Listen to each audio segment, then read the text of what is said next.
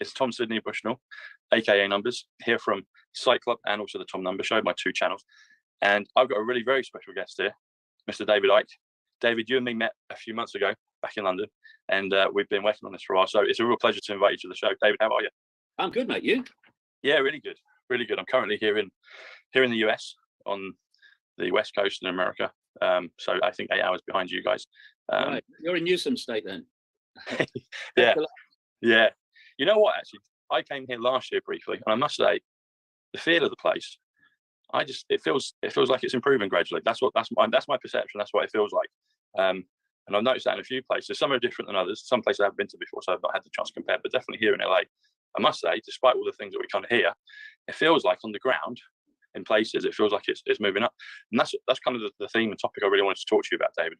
Is I saw a video of yours. I think you did a few months ago. I think it was on Inspired or the Inspired Network, and you talked about how we can change our reality through our consciousness, through waking up, through this great awakening. And I really wanted to delve into that. And I've got a few numbers that might be of interest to it, just to kind of add a little bit of garnish to it. But I really wanted to hand the time over to you and talk about that subject.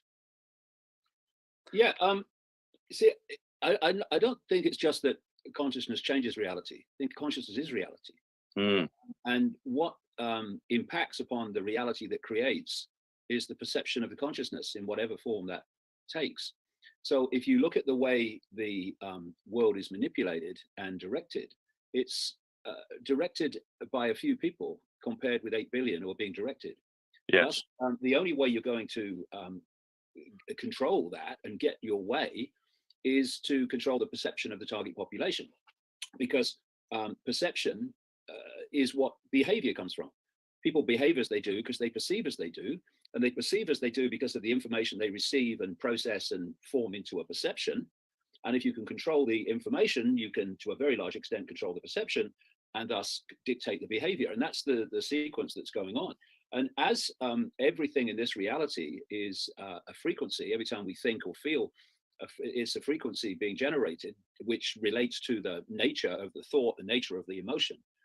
We are walking, talking generators of frequency. And for me, what happens is that the foundation of this reality is waveform. It's waveform information. People can think of it as a Wi-Fi field if they like. Yeah. And we decode that Wi-Fi field in the same way that a computer basically takes a Wi-Fi field, which is in a totally different form. It's a radiation field full of information. And the computer decodes that information on a wave field, electromagnetic level, if you like, and puts it on the screen in a totally different state. And it puts it on the screen in a digital state, actually. And my way of looking at the world, and it doesn't come from sitting, pulling it out the ether. I've done a hell of a lot of research on these things over the years. Yes. Is that that's what we're doing. This reality that we think is so out there is actually a field of information. And we are decoding that information from the waveform to the electrical, which is what the five senses do. They take waveform information, turn it into electrical information, and then they communicate it to the brain. And the brain turns it into what I would say is digital holographic information. I think this reality is actually made up of digital holograms in the way that we experience it, which we take. I'd have to agree with that. Yeah, I believe that as well. Yeah. So what it means is that your reading of numbers is like someone's reading of frequencies. Yes. Different expressions of the same information. Yeah. And so if the numbers change as a result of an impact of consciousness, it's because the consciousness has impacted upon the field, impacted upon the reality on a waveform level, on a frequency level, and that expresses itself as changes in the digital level, which means the numbers will change.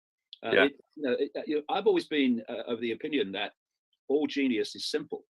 Yes. Genius is not understanding the complex. We'll leave that to certainly not genius, academia, and mainstream science. But what we're looking at is the simple behind the complex. The complex hides the simple, basic truths behind everything. And so a scientist in the mainstream thinks that to understand reality, it has to be complex. It has to be complicated. You have to have all these freaking equations that they do. But actually, the whole foundation of it is very, very simple. And it explains numerology, it explains your numbers, and it explains reality in general if you just see how simple it is. Yeah.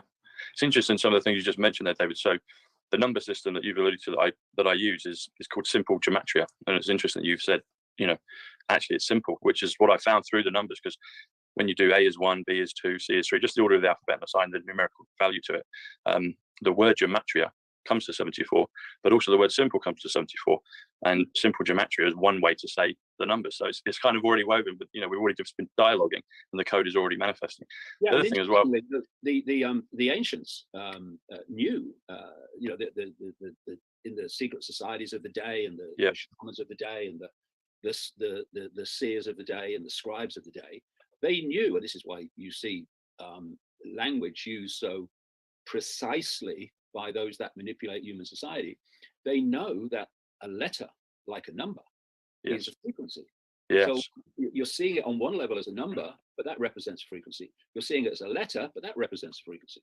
Yeah. And it's the manipulation of frequency through these different ways that manipulates human society. Because, if you are in a state of fear, a state of depression, a state of anxiety, a state of hatred, then you're in a low frequency state, because those emotions generate low frequency states. When you're in a place of joy and happiness and love and all that, you're in a high frequency state, which is why people say, I feel so light today, and another person still feel so heavy today.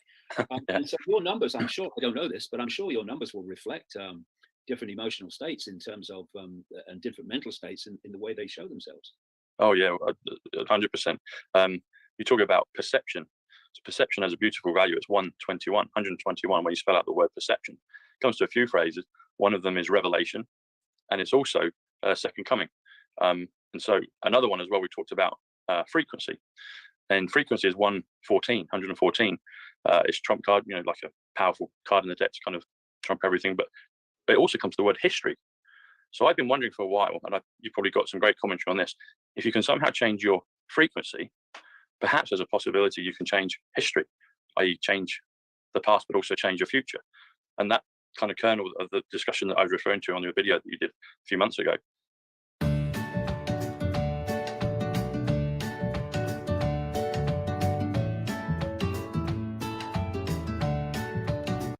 About raising your perception, raising your consciousness, raising your frequency, raising your vibration.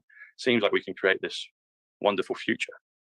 Yeah, well, I think one of the key things is that there is no time. There's only the infinite now. And if there's no time, there can't be a past, a present, and a future. There must only be a now. And so the past and the future and the present become perceptions of reality. Yeah. And then, like everything else, because it's all frequency, it's all information, and it's decoding information, encoding information, you can change anything. You can change that frequency field, or that frequency sequence, that informational sequence we call the past, and you can change the one we call the future. And I know it's very difficult for many people. I do understand it. Actually, it's very difficult for the vast majority of people to perceive no time, because of course, if you look, and this is one of the control systems of perception, is that we are bombarded from cradle to grave with the concept of time. Or it's like, oh, what's the time? How's the time? Oh my God! Oh, time's flown. Oh, time's going slow, and it's all time. Oh, got to be there. And yet, when you break it down, you know, where are you when you perceive the immediate present, as we call it? You're in the now. You're in the now. Okay, so where are you when you perceive the past? When you perceive the past, where are you? You're not in the past. You're perceiving the past. So the past is, to you, happening in the now, because what it is your perception of the past. And the future is your perception of the future. It's not what is, it's what however you perceive it to be, or it's a dodgy future, or it's a nice future, or whatever. But all these things, where are you when you are perceiving the past, or remembering the past as you perceive it, or worried about the future? You're in the now. Everything's happening in this now moment. And so everything becomes malleable and changeable. It's like, if you go onto a computer, using a simple analogy, you can change what you did ages ago if you want, because you can do that, and you can do it where you can do it in the now, and we can change the future. So if the future is this, as the past has been, as we perceive it, is the sum total of human perception made manifest as behavior, then if our perceptions change, our behavior changes, the future must change, or what we perceive to be the future. Now must change. Because what we call the future only becomes manifest in the now. Yeah. It don't become manifest there, because manifest here. Everything is in the now. And so Here and now. when we perceive the future and it becomes the now, how it manifests itself depends on the perceptions that have created it. Yeah, yeah. One of my people that watch my show know that I'm a big kind of movie buff. I like to look at kind of, say, classical, probably just culturally popular films such as Back to the Future. So that's one that I talk about quite extensively, and there's a lot of interesting numbers and correlations with that. But something I was thinking about before we decided to do before we started filming our show today, is the quantum. If you do the phrase the quantum field, it comes to 176, which also comes to the phrase Back to the Future. So I'm wondering, because that's all about time travel and being able to change your reality, but not the future, but now, because all you've got is now, but the perception of the future or the perception of the past. So I'm wondering, I think maybe people that wrote that script might have had an understanding of the numbers. You have to travel 88 miles per hour to time travel. If you do the phrase 88 mph, comes to 125, which is time travel. So I'm curious if you've noticed any things maybe in films or other parts of culture that kind of tag or identify what you're talking about in terms of you could change your perception, you change reality. You might think it's the future, you might think it's the past, but all we do have is, like you said, is the current and the only ever present now, the eternal now. Well, I mean, the obvious one is the Matrix. Yes. The Matrix movies, and yeah. When that came along, it was a godsend to me. I don't know what the motivation was behind it, yeah. but it was a godsend to me because it gave a visual, a visual representation of what I was at that time trying to get across. And interestingly, if you look at the Matrix, they didn't go into the Matrix with their bodies; they went into it with their minds. It was all the perceptual state. They put that probe in the back of the neck. Yeah. And that connected their mind to the Matrix, and they experienced the Matrix as mind, not as body. And so if you look at the Neo character in that and the way it was portrayed, and indeed others like the Morpheus character, they were capable of doing things in the Matrix that were considered impossible, like jumping over big gaps between buildings and all this that went on, and the speed that they were fighting, and the agents too were able to fight at that speed because they too understood the nature of the Matrix. And so you saw the rest of the people in the Matrix were just going about their lives as they do here. But these people who understood how it worked, they were playing out their existence in a completely different way, on a completely different level of possibility. I've said over the years so many times that we have two worlds that we live in. One is the world of a global network of secret societies that I call the global cult, and one is mainstream society. And what's happened is that the secret societies, the inner core of them, not the Fred and Joe down the lodge, they're passing on through the generations very advanced knowledge of the nature of reality and how we interact with it, how it controls us, how we control it. And the population has had a structure, an informational structure, created for them by this network, so that they control education, they control the mainstream media, they create it, never mind, own Silicon Valley. And what they've done is create a situation in which they are increasingly, this is where the censorship is coming from, big time, they're controlling information to control perception, which controls behavior. And the information the public get is very low level information. It's not the kind of stuff we're talking about now. It's very, very, can I see it, touch it, taste it, then it must exist information. They want us in this, what I call postage stamp perception of everything. And what happens then is that they're encouraged to then call anyone who steps out of the postage stamp or off it mad, bad, or dangerous, and ridicule them or abuse them. In my case, both. But the point is, it's a trap. Name of my new book actually is a trap to hold perception in a very low level of awareness, a very limited level of awareness, so that they then have the massive advantage of having a much greater awareness of the reality we're experiencing than the population they're targeting. So you saw the agents in the Matrix who were going around doing these amazing things, which the general population and the general police force couldn't do. And that was because the level of awareness, the level of information that was available to the two groups was dramatically different. And yeah, I mean, if you can open your mind from the 5 cents prison, then everything starts to change. Because the more you open your mind, the more you are allowing in consciousness of an expanded state. And it brings you, or you tap into, insight, knowledge, awareness, knowing that is not there if you're stuck in the 5 cents prison cell, just perceiving the world on what is said to be, wrongly I suggest, the physical level. But that's the whole point of human control. It's to hold you in that 5 cents prison of awareness, so that we become very much the pawn of those who keep from us what they know. Mm-hmm. Yeah, the Matrix is that's another favorite of mine. And interesting enough, if you do, well, Matrix is 85. It comes to a few things that are kind of, well, quite pertinent now. So Awakening is also 85. So the Matrix, the Awakening. So there's a nice kind of mirror kind of reflection. They're in the Matrix, they get out of the Matrix, and the awakening starts to happen. Also, the phrase storm. So the storm, there's a lot of people talking about the storm, the financial, the kind of global storm, but also the awakening storm. Silver as well is 85. Blackout is 85. But the Matrix is 118, which is it was the first number I actually discovered. People that watch my show know that my cousin Paul passed in 2015, and his date of birth is January 18th, 118. But a short time after that, I met two ladies, just kind of met in New York, kind of hung out with them and their family. But they both had the same day of birth as my cousin Paul, and he just died literally about 10 days before. And then when I returned to the UK, I actually went on a proper date with a girl, and her date of birth was 118. And I was like, hang on, what are the odds of that? I've probably spoken to 5 or 6 girls in the last month, hung out with 3 of them.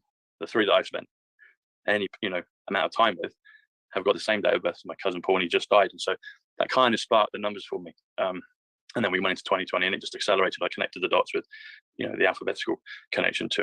The first time you made a sale online was also the first time you heard of a town named Dinosaur. We just got an order from Dinosaur. So that's an important personal one for me. But 118, yeah, the awakening, the storm, the Matrix. Yeah, and what they're doing from the core. I mean, like I say, not Bill and Joe down the lodge. At the core of this, they understand how it works, and they know that if they use certain words and they use certain numbers, they will be generating a frequency which will impact upon those who see and hear it.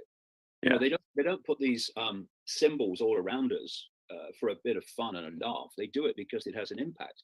I mean, one of the major symbols that they have is the pyramid and all-seeing eye. Yes. And okay, it's on the dollar bill, it's on the reverse of the Great Seal of the United States. But then you can see montages on the internet of children's programs and animated cartoons from mainstream channels. And why is the pyramid an all-seeing eye or the single eye? Why?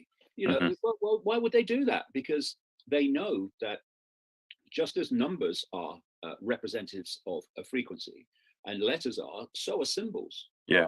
And so what they're doing collectively is bombarding people with a frequency field, a frequency bombardment, which is designed to hold people in a lower state of awareness. That's why they don't want joy and happiness. They want fear and anxiety, because they're low frequency states that hold us in servitude. So everywhere you look, they're bombarding us through multiple different directions and sources with low vibrational information, not least the use of language and the use of numbers. Yeah, agreed. And probably, well, even numbers and letters themselves are probably at some level symbols, because they put in a frequency, don't they? Yeah. That's exactly what they are. Yeah. But the whole thing is symbols. Like you say, letters, numbers, they're symbols. And the other thing is that when you look at the subconscious, the language of the subconscious, these images, you dream symbolically. I mean, dreams can here and there be literally accurate, literally true, literal predictions or whatever. That does happen, of course it does. But overwhelmingly, the vast majority of dreams are symbolic. They're not literal. And because the language of the subconscious is the language of symbols. And that's why the secret society network, the global cult, is obsessed with symbols, because what they're doing, again, with the letters and the words and the numbers, is they're talking to the subconscious. Because if they were talking directly to the conscious mind would see it. It would say, okay, I can see what you're trying to do. Yeah. But what it does is it wants to get access to your consciousness, your perception at a subconscious level. And then where it's subliminal, below threshold, you're not aware of it. And then it wants that that information it's put into the subconscious to filter through to the conscious, at which point the person obviously thinks they're having their own thoughts and they're having their own insights, when actually those perceptions have been put in at a subconscious level and they're just filtering now through to the conscious mind. Now, because the people think they're their own thoughts and their own perceptions, they don't smell a rat and say, being manipulated here. No, they think it's them. Yes. It's conscious, it's all happening on. Yeah, that's the beauty of the film Inception by Christopher Nolan, the one with Leonardo DiCaprio, and it's the whole ethos of how do you implant a thought in someone's mind, but make them believe that it's them that's got the thought, because otherwise they'll reject it. You know. Exactly. That's exactly the process. And you know what people like me are doing, and others around the world, is taking the subconscious manipulation, because that's what it's happening on, much more conscious now since the COVID card was played, become more blatant. But they're taking that subconscious manipulation and putting it before the conscious mind and saying, look, this is actually what's going on. Yeah. And the thing is that once you become conscious of it, it loses its impact on you. Yeah, exactly. I've used an image a few times in my books over the years when I've been talking about this, and it's a picture of 4 plants, and it's a subliminal picture, but just of 4 plants. So you put it up and you look at it, and 95% of people apparently just see the plants, because the subliminal is in the subconscious. Then you point out where the subliminal is, and in this picture, the white bits between the plants very clearly, when you see where it is, spells out the word sex. Right. The fascinating thing is so symbolic and literally confirmative of what we're talking about, is that once you point out where the subliminal is, doesn't matter if it's just that one or any other, every time someone subsequently sees that picture, the subliminal is the first thing they see. Which they couldn't see before. Now it's the first thing they see when they see the picture, because it's been taken out of the subconscious into the conscious mind. It's been taken from below threshold to above threshold.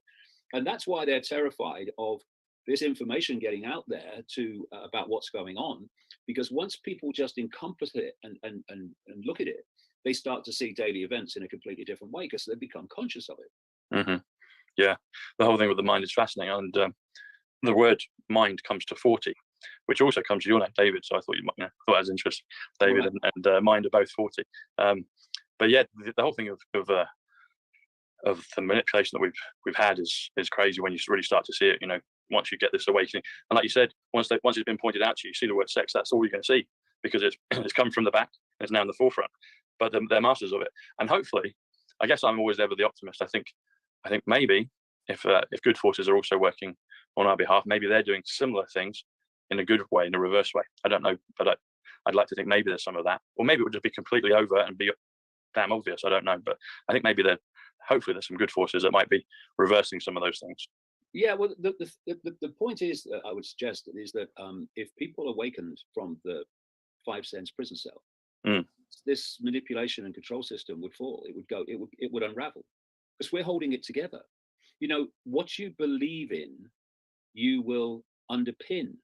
This whole control system is a house of cards, but we're holding it together, and we're holding it together with our minds, or at least most people are. I remember I was invited to speak at the Oxford Union a few times years ago. They don't ask me; there'd be riots, but they did then. And I Good old Oxford. 5 times doing the debate and stuff. You know, and I left school at 15 to go and be a professional footballer. I never took a major exam in my life, and I thought I would turn up at Oxford University, this ancient debating society in Oxford.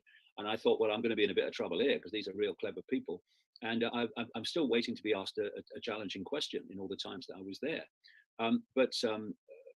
Where I'm going with this is that you can debate something as they do there, but you're debating overwhelmingly anyway, from the same perception of reality. Yeah. you might say I believe in this kind of economics and I believe in this kind of economics, or I believe in this politics or that politics, but you agreed, and this is the same with the whole system. You're both agreed on the premise of reality. And so anyone that steps out of that is immediately considered crazy or dangerous or both. And the whole foundation of education and politics and media and everything is to hold people in that tiny band of sense of the possible. Because once you go out of that, you go, oh my God, so that's what's going on. You can't see that because the five senses, if you look at them, they only see dots. They don't see patterns. They don't see unity. They see disunity. So I'm looking around this room now, and I've got a window, and I've got a computer, I've got a couple of lights, and there seems to be empty space between them. That's how the five senses present the world to us, because they can only decode reality within a tiny band of frequency, and that band of frequency relates to what we call things, objects. Whether it's a mountain, or whether it's a light, it doesn't matter. They're objects. They're in that band of frequency we call objects, things, but it cannot decode anything beyond that. So what we see everywhere, including between us and between everything we perceive and interact with, is empty space. But it's not empty. It's energy. It's consciousness. It's an infinite field, like a gigantic infinite Wi-Fi field, which connects everything. And it's through this field that so much becomes possible that we call paranormal, and mainstream science says is impossible. You know, you get people who say, I've just had the most amazing experience. I was just thinking of somebody and the bloody phone rang and it was them. You know, and because if you're coming from purely the five sense level of awareness, then you are looking at that experience and you're saying, how did that happen? I mean, as I say in the trap, when you were thinking of that, Dropbox is linked to my iPad, to my laptop, my Cintiq, dropped to my phone. Person, they were thinking of you because they're about to ring you. And through this field, the frequencies travel at instant speed, well beyond the speed of light, which is a ludicrous idea that it's a faster speed. And therefore you pick it up, especially if you have a kind of attachment to someone and your frequencies are kind of in tune with each other. You can pick up what they call in the more ancient world, in the native world, the bush telegraph. You can pick up these frequencies, and suddenly you're thinking of them. Why? Because they're thinking of you. And then the phone rings, and they've rung you, and you're like, "Oh, did that happen?" Dead simple. That's how it happened. And this is the kind of stuff that they want to keep from us, because it's like, you know, all the dominoes around a room. You push the first one down, and then all the others follow. Once you start to understand reality, all the dominoes start to fall eventually. Not only in understanding the world that we live in and understanding how we interact with that world, that field, but also understanding the true nature of the I, which is not the labels of a human life. That's just a brief experience. It's the consciousness having the experience that we really are, the infinite self, the infinite I. But if you look at the way that society is structured and how the information of what we're supposed to believe is structured, they want us to self-identify with all the labels of being human. Man, woman, income bracket, sexuality, all these things becoming more and more myopic in their focus. Because if we're focusing on the labels of a human life, the I am ours, then we're in the five senses. That's what we're doing. We're focusing the five senses, because who am I? I'm the five sense me. No, this is a vehicle for experience, or an experience for the real infinite you, consciousness.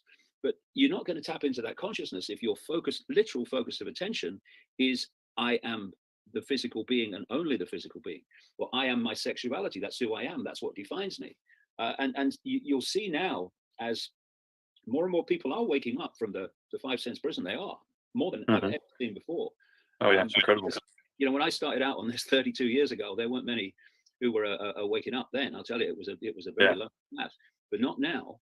And so the effort to push back on this by this force of manipulation has reached the point now where they are, not long done, but absolutely more than ever now, they're subdividing the labels. Now you have this long list of letters, LGBT, going on and on and on, because they're targeting the young particularly with this. They are pressuring and encouraging them to self-identify the I with not just the old labels of a human life, but subdivided labels, more and more myopic subdivided labels. So who are you? Well, I am this sexuality or that sexuality. No, no, no. That's what you're experiencing. Good luck to you. But it's not who you are, it's what you're experiencing. Who you are is the consciousness having the experience. And that's what they don't want us to know. Because once you self-identify with consciousness, you automatically expand your sense of awareness. As your self-identity expands, so your consciousness expands with it out into the potentially infinite great beyond. And suddenly you're tapping into knowledge, awareness, understandings that you never had before. And you think, well, why didn't I see it before? It's so obvious. Well, because you were there before, that's why. Yeah. And this is what awakening is. It's awakening from the calculated, manipulated myopia that is bombarding us from cradle to grave. And the fact that so many people are now awakening is a great testament to the power of consciousness over programming. Oh yeah, 100%. And thank you for being a front runner in all this. You know, it's nice to see that some of your, well, the early things are kind of almost becoming validated. That you had your own personal validation, but it's nice to see the crowd kind of get behind you. You talked about a couple of things, David. I mean, you're talking about society, and you mentioned Oxford, and it's almost like this kind of pat on the back society. It's like, as long as we agree the parameter of our discussion, then we'll, you know, we can talk within that. But it's such a small closed box and vessel. And you also talked about dots, and that made me think about. So over the last year, I've had what it appears to me to be lights in the sky that aren't satellites, that aren't planes. I don't think they're drones, and they seem to appear, sometimes flash off, sometimes come back, and then sometimes disappear for a long period of time. I think they appear to me to be some form of UFO. I haven't seen like a real detailed craft, but I have seen lights that appear in the sky and then switch off, almost like they're kind of signaling. I don't know what experience you have with UFOs or lights in the sky or other things that are out of the box in that kind of vicinity. It's something that's come to me in the last year in the UK and in America. And it just, when you talked about dots, it made me think of, I had one just last week in Utah, and I was in Vegas for a week and had this twinkling. It looked like a star, but I had a feeling that it looked maybe like one of these ships, but it didn't move for a good few days. I get to Utah, I point it out to some friends, they see it, they turn back at the car, and then it switches off and it's gone for good. And I haven't seen it since. I just wondered if what your experience is with things like that. Well, there's a lot of stuff going on all around us, but because our attention is so focused on the five senses alone, I mean, most people live their lives just basically looking like that, don't they? Yeah. And how many just go, hold on a minute, what is this place? Who am I? Where am I? Yeah. We don't do that. The more and more people are, as the awakening goes on, but still the vast majority don't. And so their reality comes from what science tells them. It's clueless, they haven't got a clue what reality is, or what academics tell them, ditto, or what their particular religion tells them. But they don't just let their mind wander and come to their own conclusions. And once you let your mind wander, you start to notice things you didn't notice before. And if you look at it, there's prison warders everywhere. Science is a prison warder, because it says this is how it is. And if you think it's any different, then you're obviously a pseudoscientist and have no idea what's going on. Actually, the reverse is the case. Same with academia. And then you have religion. What does religion do? It says you live, it doesn't tell you this bit, but you live in a reality in which you can see a tiny fraction of what there is to see in the space that you're looking at. Tiny, visible light, which is the only frequency band that we can see, is so tiny, it's hysterical. But even though you can't see infinity, that's all sharing the same space as you are, but you can't see it, like a radio station or television station. This book, whether it's this religion's book or that religion's book or that religion's book, is all you need to know to understand the world and understand your part in it. So this book, between these two covers, within this tiny fraction of frequency that you can perceive, is all you need to know. Oh, and by the way, if you don't accept it, then you're a blasphemer, and there's going to be consequences, often over the centuries, very serious life-ending consequences for not believing it. So if you look at the process of focus, it's all focusing attention in the myopia, and it doesn't matter if it's a religion or science or it's another bloody religion or whatever. Like the climate change, human-caused climate change, it's a religion. It's not a reality. It's a religion, and they're all there. Now, if you're so focused on something like that, whatever it may be, then you're not going to see that. So, and if you are more sensitive to frequencies, if you can go more into the field than is the normal human experience, then the more you go into the field outside the normal human band, which is what psychics and people like that do, the more you're going to see that other people don't see. And when you see it and you report it, they're going to give you a drug if you're a kid, or they're going to put you in a mental institution or something, because you're seeing something or hearing something that others don't see and hear. And it's not because you're crazy, it's because your sensitivity is greater than the norm, thus you see and hear things that normally aren't seen and heard. So if someone is much more open like that, they can look at the night sky you were describing, and they can see things that others won't see. I mean, it's classic. I mean, I've seen this, I've experienced this, where someone says, bloody hell, there's a ghost over there. Look, it's a ghost. And the person next to him says, can't see a bloody thing. No, because what we call a ghost is operating very, very close to the frequency band of what we call human, but it's just outside of it, just on the periphery. And that's why they don't look solid. It's because it's like two radio stations, one's interfering with the other one. You've got one radio station that is pretty, you can hear it, it's the dominant one. And you've got another one that you can't hear as well, but it's interfering with it. Well, that's what basically is happening visually with a ghost. The point being that two people can look at that and one can see it and one can't. These so-called paranormal phenomena, and that's another point, they have to call them paranormal, because they are outside the ability to explain what normal perception understands to be reality. This is why you'll get scientists and academics who'll just poo-poo the paranormal. Two reasons, basically. One, they don't understand how it can happen because they're so locked away in the perception of reality that they've been taught. And the other thing is that, if they did go in that direction and say, well, actually, it is possible, then they wouldn't be a mainstream scientist or academic for very long. So there's a lot of pressure to conform to the scientific and academic norms and not explore. So that's left to other people to do that, and they're the ones that get laughed at and ridiculed, but then vindicated eventually. This is the whole. If you look at the whole story of history, it's people going outside the box, realizing something that the box doesn't accept, and then the box moving towards, eventually, often after they've long gone, to realize that actually they were right in the first place. And the thing is so simple, but if you don't understand how it works, then you are going to, again, wave away what is happening because you can't perceive how it could happen, which is academia and science again. So people say, I saw this UFO and it appeared out of nowhere. Just appeared out of nowhere, mate. And then it disappeared into nowhere. Honestly, mate, it did. Yeah. Or I saw this entity at the end of the bed, and honestly, it just appeared out of nowhere, mate. And then it just disappeared. And mainstream science, and I've heard them say it on these programs sometimes. And mainstream academics, they say that's impossible, that's ridiculous. But it's not. You're ridiculous because it is possible. What's happening is this phenomena is entering the frequency band that people can see, narrow. And when it enters that frequency band, it appears to come out of nowhere.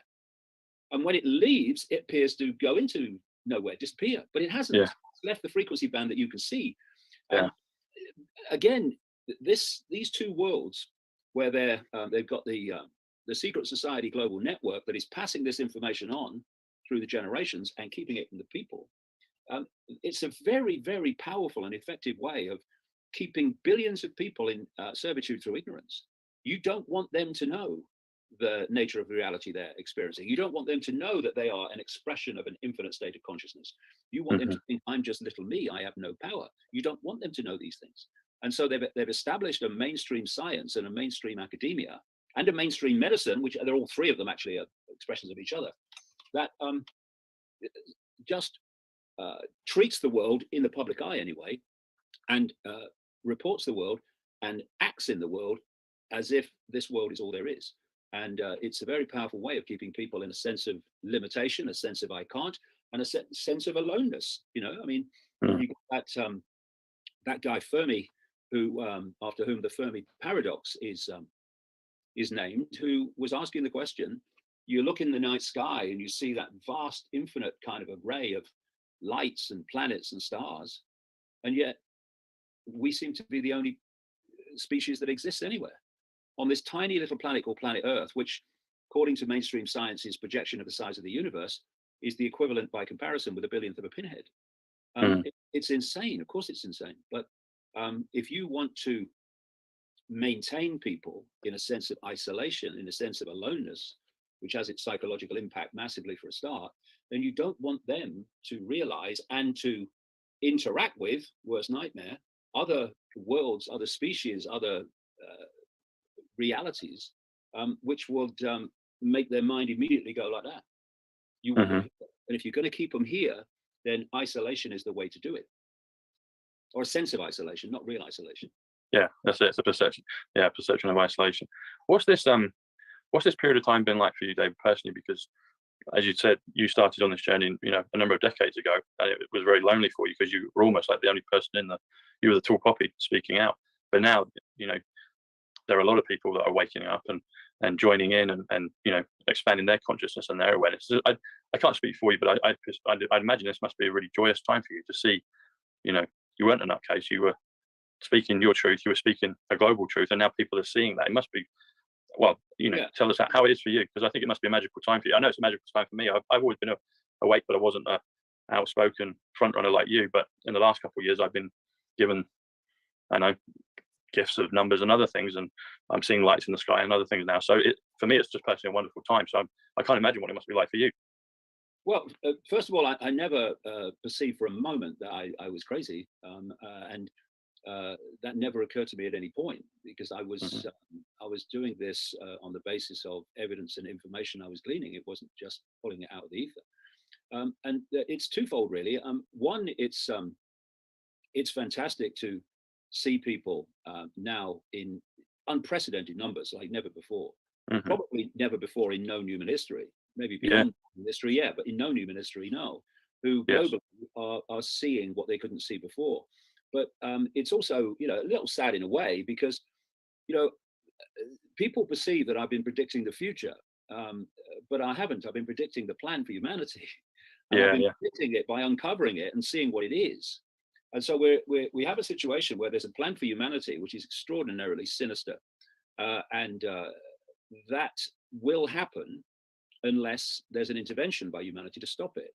And the fact that I've managed to be so accurate in predicting the plan, i.e. the future, is because that intervention has not happened. But it is starting to happen. Things are starting to move. And, we come back to how we started, really. As people awaken, they are impacting on the field more and more in a different way. As you awaken from myopia and a sense of the I can't, the sense of following whatever authority tells you, that state of being I've just described is a frequency. And it's a very low, slow frequency, that which just does what it's told without question. Because there's no movement, there's no consciousness movement. It's just response, just emotional and mental response to what you're told. It's very limited and it's very low frequency. When you start to awaken to a greater sense of self and a greater understanding of the world, that is an expansion of awareness. And that expansion of awareness is generating a completely different frequency to I'm just little me, I've got no power. And so what's happening now, it's not just that individuals are awakening, it's that the individuals and the collective sum total of the individuals awakening is impacting on the field. And we're interacting with this field all the time. And this is why, as I've said in the books over the years, this global cult wants to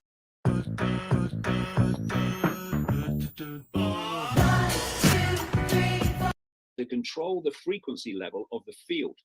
If you are swimming in the ocean as a fish, then you're affected by the ocean. You're interacting with the ocean. What happens to the ocean happens to you. And it's the same with this field. If they can keep this field in a low vibrational state based on fear and anxiety and all these things, we're interacting with it. We're the fish swimming in this sea of energy consciousness frequency. And thus it's going to impact upon us if we allow it. And it's going to bring us down into its frequency field. You see this with politicians, this process I've just described, where they'll go into parliament or Congress or whatever, and they might at the start have all good intent. And they might go in there to want to make a difference for the better. But before too long, they become a mirror of what they went in to challenge. Because you go into the Houses of Parliament, for instance, or you go into Capitol Hill, everything is a frequency. Everything is a frequency field. And the Parliament, Capitol Hill, they are frequency fields that have been created by low vibrational energy, not least through low vibrational intent in so many examples. And so someone with a higher frequency who's coming in, I want to make a difference, I'm sick of this, they go into that field, and they go into that field every day. And eventually, if they're not in their power, that field will absorb them into its state of awareness, its state of frequency. And therefore, they'll then start acting like the people that they wanted to challenge. You see this all over the world all the time. And so in reverse, as people awaken to a greater sense of self and reality, their expansion of frequency, their higher frequency that's generated by those perceptions and awareness, starts to impact on the field. And so it starts to break it up. And the more people that go through that process, the more it's thinning out the density of the field. So people are not being pushed down in terms of frequency in the same way, because the field is basically getting lighter as these higher vibrational energies are put in by awakening people. And if you want to control all the fish at the same time, what do? You control the sea, you control the ocean. Control the ocean, you control everything in it. And so this is what's been going on, where this sea of consciousness has been held in a low frequency state, so that's impacted itself on the perceptions and the nature of humanity. But this awakening is now changing that.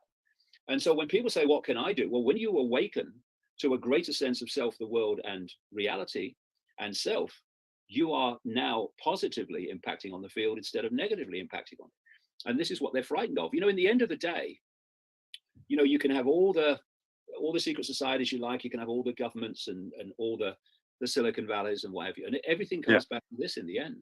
It's this field. If they can hold the frequency of the field down, not least by manipulating perception, so we become creators of the low vibrational energy in the field, as well as being affected by it, we're generating it, it's like a feedback loop, then they prevail. But if this field starts to change its nature and gets higher and higher in its frequency and its awareness, then that starts to impact on people. And so, people then start to spontaneously awaken, not because they have read a book of mine or whatever, but it's because their interaction with the field is now affecting them, and they're starting to get insights. Where did that come from?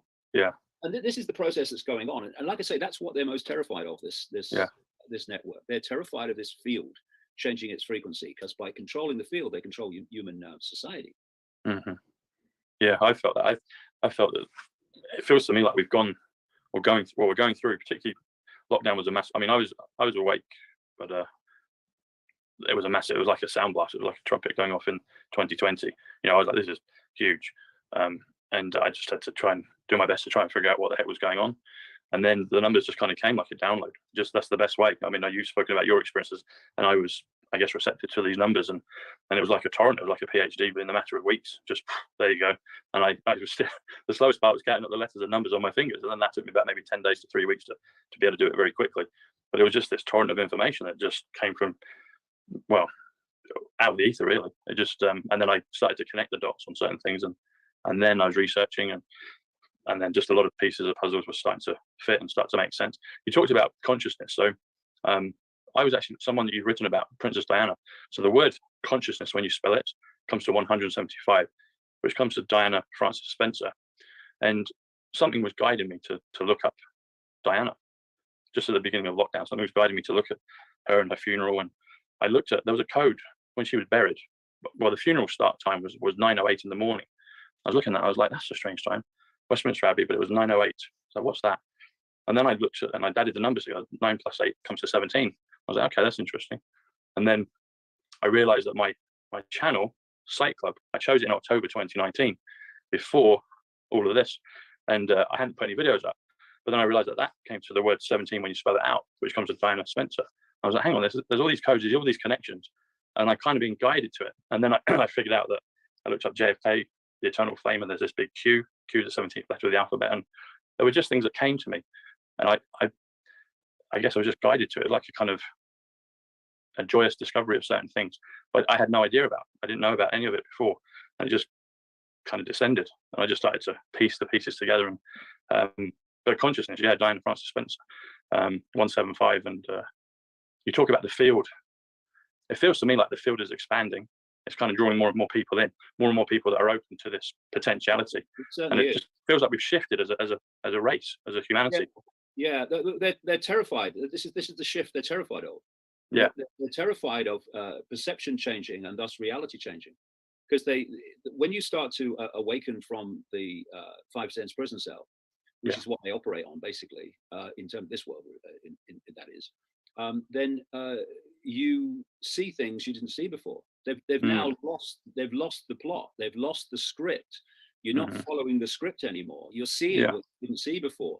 So this is what's happening. And you mentioned there, the rituals, and it's at this time that this happens. I mean, if you look at the Queen's funeral and anything like that, it is done with what they call military precision. Yes. And you look at the satanic rituals that are going on, and these are just satanic rituals on public display. People don't realize that they are. Yeah.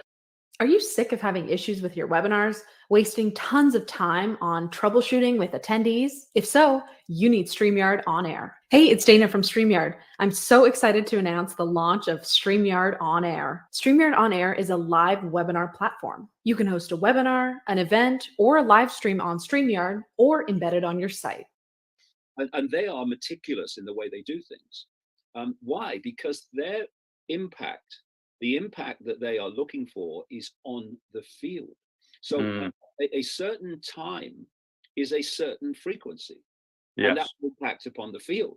You know, it's all impacting on the field, because what the field is, because you can't see it, you can feel it. My God, you can feel it, you can see it. It's the equivalent of the collective subconscious. Yes.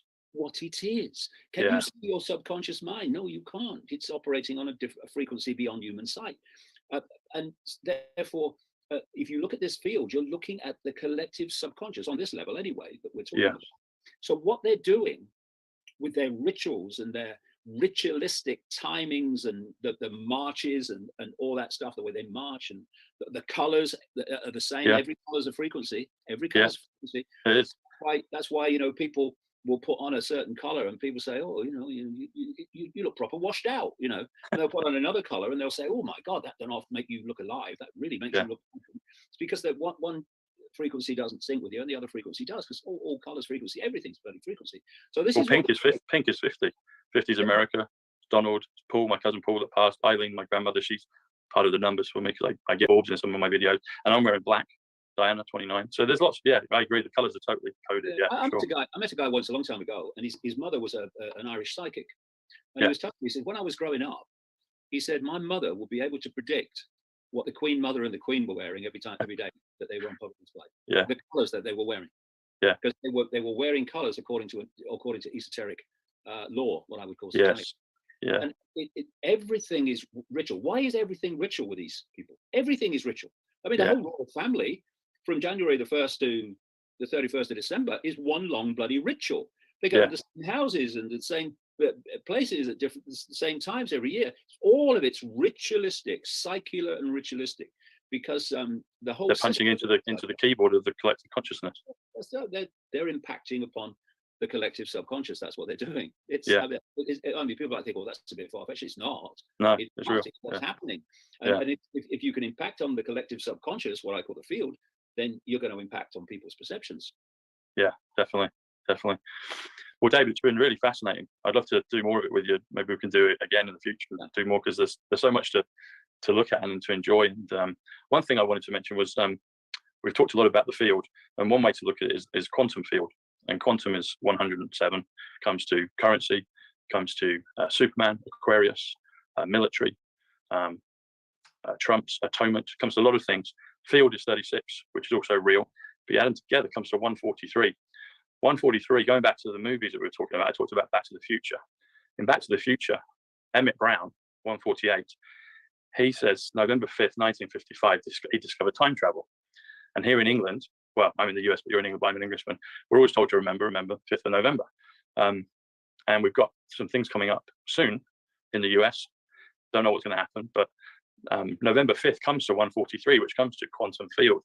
So again, I'm curious. I think it's deliberate that November 5th was chosen in Back to the Future as the date when time travel was discovered or invented by Emmett Brown, because, as we've discussed, this field, if you can change it, if you can tap into it, you can change the reality of your perception of the past and perception of the future. You can change the reality of how it appears and how the constant now feels. Some other interesting things with that is 143, November 5th, comes to ground zero, comes to building 7, comes to my cousin Paul, who passed, and I got the first numbers of his date of birth, 118, the awakening of the storm. Melania Trump comes to 143. Kryptonian comes to 143, so you got the Superman thing there. But I find that more and more I delve into this, I see connections and parallels with things from the past, things from the future, things from the present, but in all areas. So whether it's science, whether it's science fiction, whether it's politics, whether it's sport, all over the place. And they all seem to come to this convergence point, which I just find really interesting. But November 5th, 143 is quantum field, and that's how you change reality.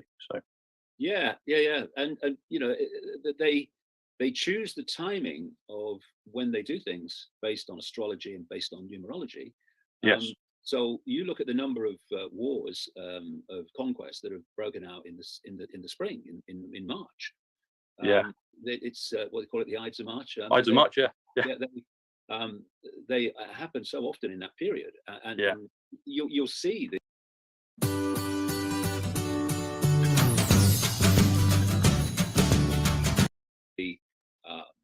the constant theme of certain things happening in certain periods of the year, because they're picking those things out. We're just coming up to Halloween, for instance, which is a major date on the satanic calendar.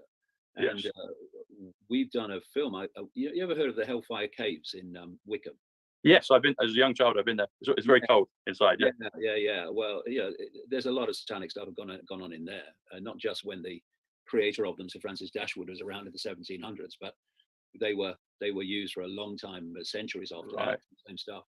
And so it's a very demonic. It's very, very, very low vibrational, very demonic. And we went in there for in the evening for a Halloween special on ICKE, and it was an interesting experience. And again, you because of all the things that happened, but when you go into those places and you're feeling them, or you go into an old house where a lot of negative things have happened over the years, you feel it. It's in the atmosphere. It's in the field. The field has been impacted by what has happened in that place. But what you can do is you can go along there and you can change the energy. You can change the energy. Even in the most apparently demonic places, you can change the energy, because high vibration trumps low vibration every freaking time. But what they've done is manipulate us to fear the demonic, when actually the demonic is the village idiot compared with the power of a high vibrational consciousness. So these are other things that people need to appreciate, that the power is with them. It's not with the manipulators. The manipulators have the power because the population give their power to them. 100%. David, just a real quick conclusion. You said about you can transmute and change the energy because the good intentions trump those things every time. Talking about humans, because I believe like you said, we're infinite beings of immense power, and our power has been hid from us. It's been shut off because we've been kept in this paradigm, but now we're breaking free. The word human comes to 57, which also comes to the word Tesla, as in Nikola Tesla. And Tesla, from my understanding, seemed like he was onto many great things, and he was suppressed. And so this future that we're going into, I believe, will have Tesla. It's not Elon's cars, but Tesla technology in terms of Nikola.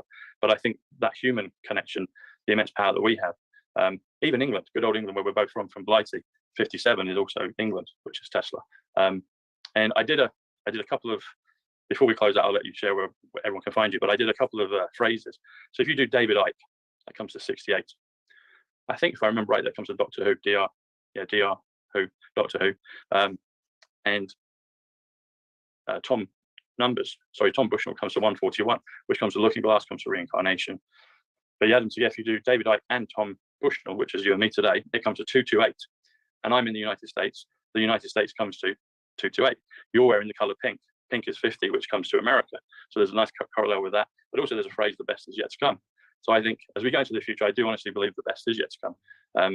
Anyway, it's been fascinating. It's been really incredible. How can people find you, David? And tell us more about your book.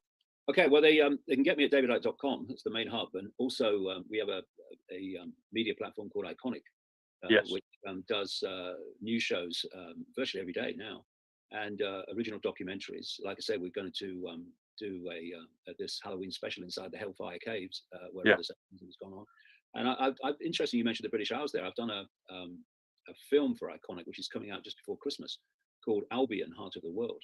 And it's exploring from an energetic point of view, as well as other things, why these tiny islands you can hardly see on the globe, the British Isles, have had such phenomenal impact on human history. And there's a reason for that, I would suggest, which I explore in the film. So, people can go to iconic.com and see what they think of it. They can have a 7-day trial and see what they think of it. And the book, The Trap, is my latest book. And I explore a lot of things in that, including the whole question of what happens when we leave the body. Because, it's starting a whole new area. But it's been my contention since just after the millennium that this reality is actually a digital holographic simulation. Yeah. Actually, a waveform information is what it's based on, but we decode it into a holographic digital simulation. And that this simulation I explore in The Trap is not just this level. There's other levels of it. What we call the spirit world are other levels of this so-called matrix or simulation. And to get out of it, to get out of the trap of reincarnation, which is just moving between different levels of the simulation, we have to reach a certain level of awareness, perception, and self-identity, which raises the frequency to the point where you can leave. And it's interesting that although I do not agree for a second with the Eastern religions' concept of reincarnation, I agree with reincarnation, but not the concept of having to go through this cycle over and over again. Yeah, just get out. Reach a state of enlightenment to get out. Yeah. I don't think that. You get out anytime you bloody like, as long as your frequency's high enough.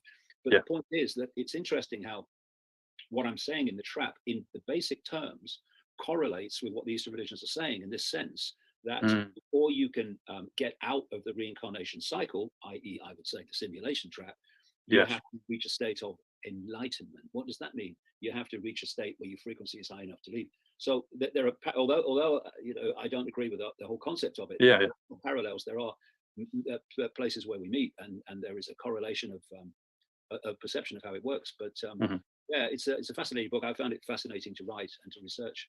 And we'll put the link up. We'll put the link below so people can find it.